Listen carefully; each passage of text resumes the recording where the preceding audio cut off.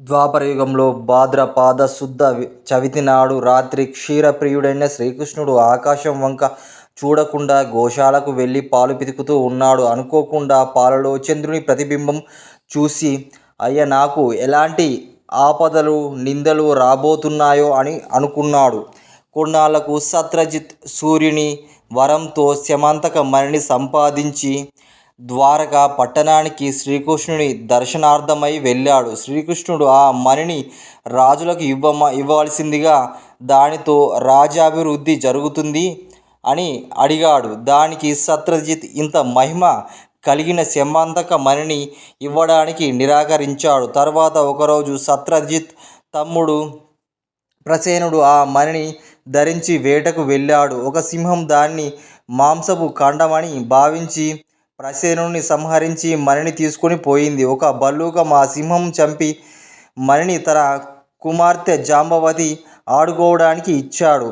మణి కోసం శ్రీకృష్ణుడు తన తమ్ముని సంహరించాడని సత్రజిత్ పట్టణమంతా చాటింపు వేయించాడు. అది విన్న శ్రీకృష్ణుడు చవితి నాడు చంద్రుని చూసిన దోషము ఫలమే ఇది అనుకుంటాను అన్నాడు. దానికి పోగొట్టడానికి బంధు మిత్రుల సమేతుడై అడవికి వెళ్ళాడు.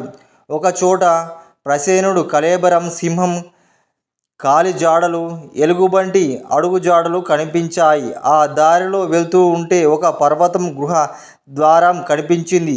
శ్రీకృష్ణుడు తనతో వచ్చిన వారందరినీ అక్కడనే ఉండమని చెప్పి ఒక్కడే గుహ లోపలికి వెళ్ళాడు. ఉయ్యాలలో ఊగుతున్న మణిని చూశాడు. దాన్ని తీసుకువెళ్ళి వెనుదిరుగుతూ ఉండగా చూసిన జాంబవంతుడు శ్రీకృష్ణుడితో తలపడ్డాడు. ఇద్దరి మధ్య 28 రోజుల పాటు యుద్ధం జరిగింది. బండరాళ్లతో, వృక్షాలతో, ముష్టి ఘాతాలతో ఇరువురు ఒకరికొకరు గాయపరుచుకున్నారు. జాంబవంతుడు తనను ఓడిస్తున్నది శ్రీరాముడే అని తెలుసుకున్నాడు. దేవా, త్రేతాయుగంలో నా మీద వాత్సల్యంతో నువ్వు వరం కోరుకోమన్నావు. నీతో ద్వంద్వ యుద్ధం చేయాలని కోరుకున్నాను. అప్పటి నుంచి నీ నామస్మరణ చేస్తూ యుగాలు గడిపాను. ఇన్నాళ్లకు నా కోరిక నెరవేరింది అంటూ ప్రార్థించగా శ్రీకృష్ణుడికి శమంతక మణిని అపహరించినట్టు నాపై ఆరోపణలు వచ్చాయి. మణి కోసం ఇలా వచ్చానని శ్రీకృష్ణుడు జాంబవంతుడికి చెప్తాడు.